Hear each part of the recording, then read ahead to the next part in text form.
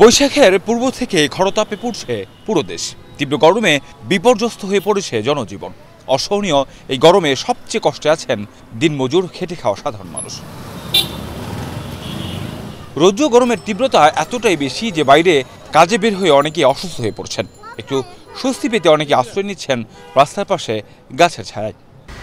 গেঞ্জি করতে লইছি শার্টরা হনি জানা গরম, রোডের গরম তো আরো বেশি, গাড়ির গরম, রোডের গরম, সব কিছু গরম।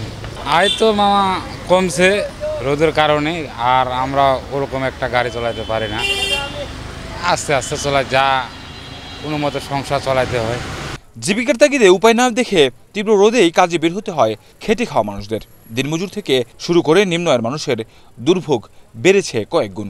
বেচা কেনা অনেক কম, আপনার রাস্তাঘাটে মানুষ নেই, গরমে ঘরের ভিতরে তাহে অনেক। আমরা তো দিনমজুর, মনে করেন আমার সেরকম ইনকাম হইতেছে না তাপমাত্রার মধ্যে। অসুস্থ হলে কোনো করা কিছু আছে, পেটে খাবে কি, বউ আছে ছোলা আছে, খাবে কি। বড় আক্ষেপ করি বললেন, রোদ বৃষ্টি আর ঝড় শীত যাই হোক না কেন রাস্তায় বের না হলে মরতে হবে না খেয়ে। কাউসার আহমেদ, এশিয়ান টেলিভিশন, ঢাকা।